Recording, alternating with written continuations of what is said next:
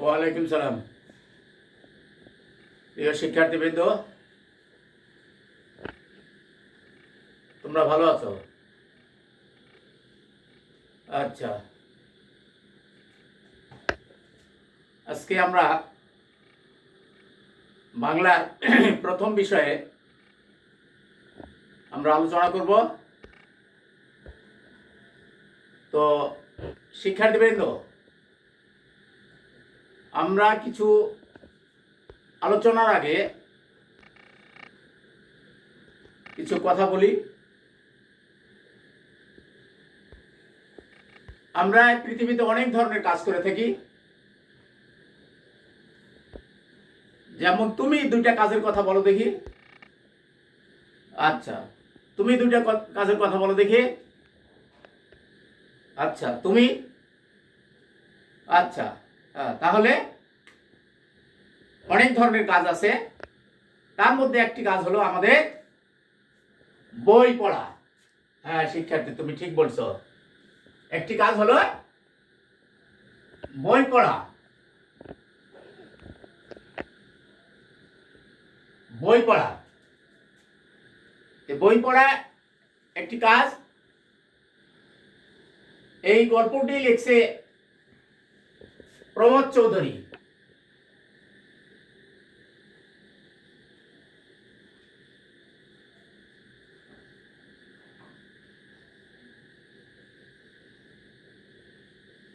প্রমোদ চৌধুরী শিক্ষার্থীবৃন্দ, তাহলে আমরা শ্রদ্ধেয় লেখক প্রমোদ চৌধুরী সম্পর্কে অল্প কিছু আলোচনা করতে পারি। প্রমোদ চৌধুরীর জন্ম মৃত্যু এটা আমাদের জানা দরকার। প্রমোদ চৌধুরী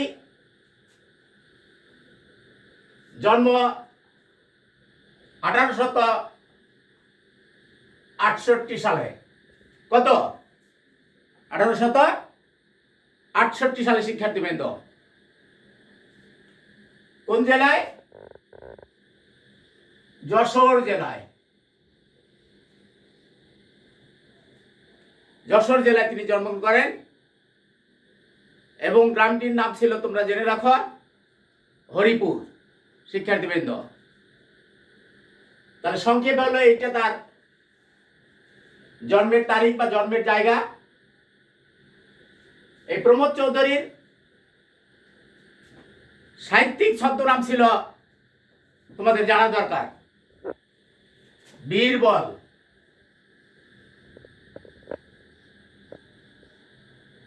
বীরবল শিক্ষার্থীবৃন্দ, প্রমোদ চৌধুরীর ছদ্মনাম ছিল বীরবল এবং তার প্রকৃত নাম ছিল প্রমোদ চৌধুরী। শিক্ষার্থীবৃন্দ, প্রমোদ চৌধুরী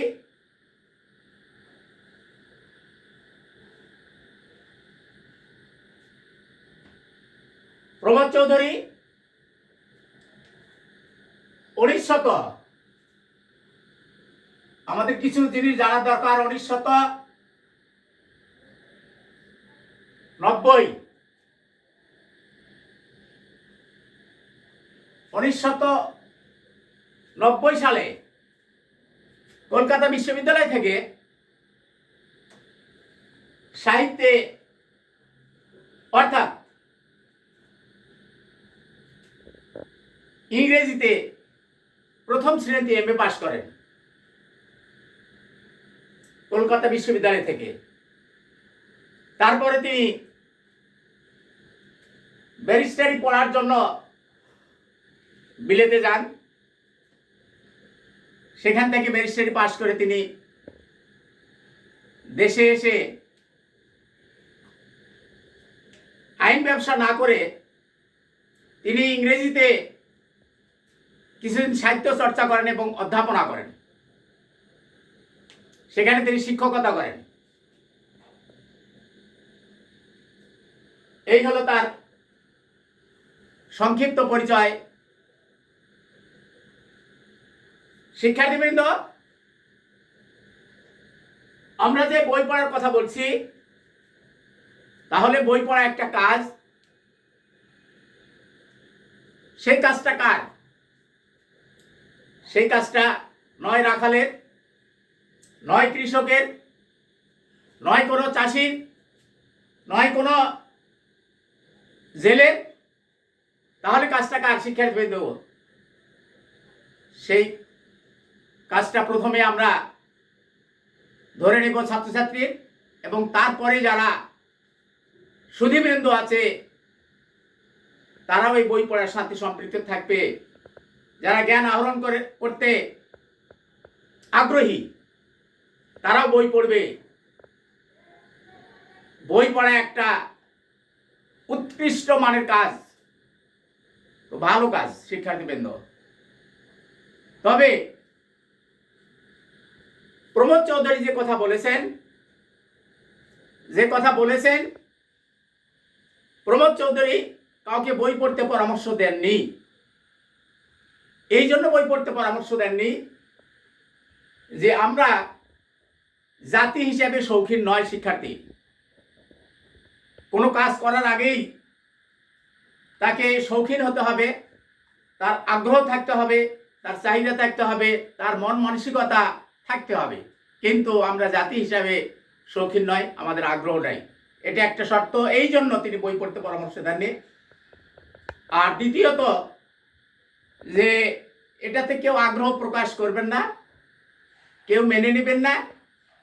এটাকে তারা, এই দেশের সমাজ ব্যবস্থা, এই দেশের মানুষ এটাকে কুপরামর্শ মনে করবেন যে আমরা বই পড়ে কোনো অর্থ সঞ্চয় করতে পারবো না, বই পড়ে আমাদের সাংসারিক কোনো লাভ হবে না।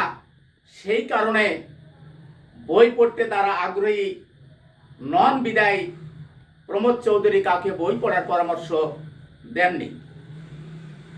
তা আমরা প্রমোদ চৌধুরী যে উদ্দেশ্যে বলেছেন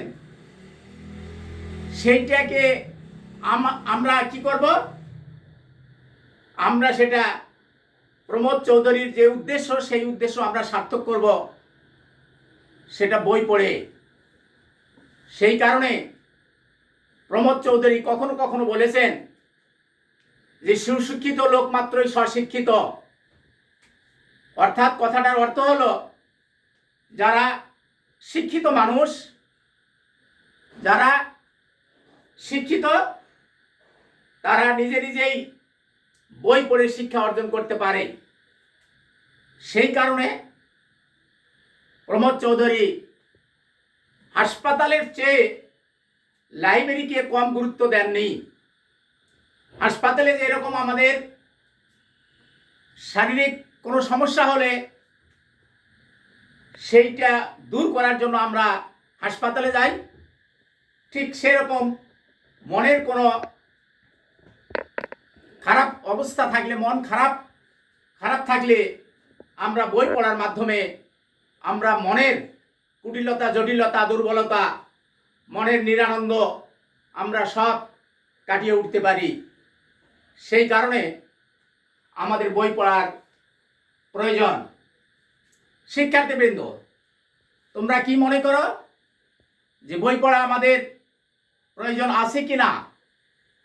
হ্যাঁ, ঠিক বলেছ, বই পড়া আমাদের প্রয়োজন আছে।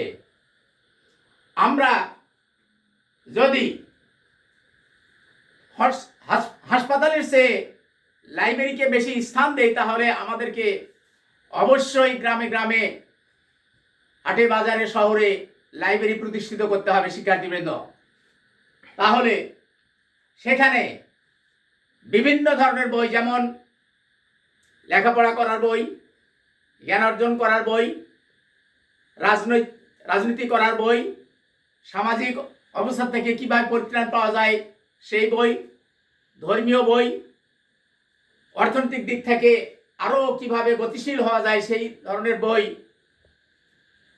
ধর্মের বই, বিভিন্ন ধরনের বই আমরা লাইব্রেরিতে গিয়ে সেখানে নিজের রুচি অনুযায়ী, নিজের মেধা অনুযায়ী আমরা যদি সেখানে যা অধ্যয়ন করি এবং সেইটাকে যদি কাজে লাগাই, তাহলে আমরা দেশ, দশ এবং জাতির জন্য উন্নতি করতে পারবো বলে আমি মনে করি শিক্ষার্থীবৃন্দ। বই পড়া আমাদের অত্যন্ত প্রয়োজন, অপরিহার্য একটা কাজ।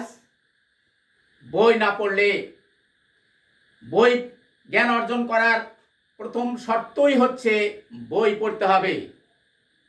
যে জাতি যত বেশি বই পড়বে সে জাতি তত বেশি জ্ঞানের ভাণ্ডার আহরণ করবে এবং সেই জ্ঞান দিয়ে আমরা আমাদের নিজের এবং জাতির, দেশের আমরা উন্নতি করতে পারবো বলে আমি মনে করি শিক্ষার্থীবৃন্দ। সেই হিসাবে তোমরা যারা এখানে আছো, সেই প্রমোদ চৌধুরীর সাথে সুর মিলিয়ে তোমাদেরকেও প্রতিজ্ঞা করতে হবে যে ক্লাসের বই পড়ার ফাঁকে ফাঁকে আমাদেরকে জ্ঞান আহরণ করার জন্য আরও অন্যান্য বই আমাদের অধ্যয়ন করতে হবে, পড়ালেখা করতে হবে। সেই কারণে আমাদেরকে লাইব্রেরির উপর জোর গুরুত্ব দিতে হবে। শিক্ষার্থীবৃন্দ, প্রমোদ চৌধুরী এই দেশের শিক্ষা ব্যবস্থাকে দুর্বল মনে করেছেন। শিক্ষা ব্যবস্থার ত্রুটি আছে, শিক্ষা ব্যবস্থা যথোপযুক্ত নয়। শিক্ষার্থীবৃন্দ, আমাদের শিক্ষা ব্যবস্থা শুধু ছাত্রছাত্রীদেরকে গেলানো এবং পরীক্ষার হলে তারা যেন উগলিয়ে দেয় আর একটা সার্টিফিকেট পায়, এইটাই আমাদের শিক্ষা ব্যবস্থা। এবং যে শিক্ষা ব্যবস্থার মধ্যে অর্থের সম্পর্ক আমরা রাখি, অর্থের চিন্তা ভাবনা করি, সেই শিক্ষা দিয়ে কখনো কোনো জাতি উন্নতি লাভ করতে পারবে না। সেই কারণে আমাদের অর্থের সাথে শিক্ষার কোনো ওইভাবে সম্পৃক্ততা না রেখে যদি আমরা শিক্ষা জাতির মেরুদণ্ড, শিক্ষা ছাড়া কোনো জাতি উন্নতি লাভ করতে পারে না, সেই হিসাবে সেই কথাগুলোকে সামনে রেখে আমরা যদি বই পড়ি, আমরা যদি শিক্ষা অর্জন করি, তাহলে আমাদের জাতি উন্নতির শিখরে পৌঁছে যাবে বলে আমি মনে করি। শিক্ষার্থীবৃন্দ, প্রিয় শিক্ষার্থীবৃন্দ, আজকে আমরা বই পড়া নিয়ে অল্প সময়ের মধ্যে যেটুকু আলোচনা করলাম, পরবর্তীতে আমরা ব্যাপকভাবে আরও আলোচনা করব। এর মধ্যে তোমাদের কোনো জানার যদি কোনো প্রয়োজন হয়, তোমরা যদি কোনো প্রশ্ন করতে চাও, তাহলে তোমরা আমার মোবাইল নাম্বার আছে, সেই নাম্বারে তোমরা যোগাযোগ করবে এবং পরবর্তী ক্লাসে সেই হিসাবে আমরা আলোচনা করব এবং সেখান থেকে আমরা জানতে পারবো। শিক্ষার্থীবৃন্দ, এখানে আমার আজকের পাঠ সমাপ্ত ঘোষণা করলাম। খোদা হাফেজ, ভালো থাকো, বাড়ির বাইরে যেও না, করোনা মুক্ত থাকো। আল্লাহ হাফেজ।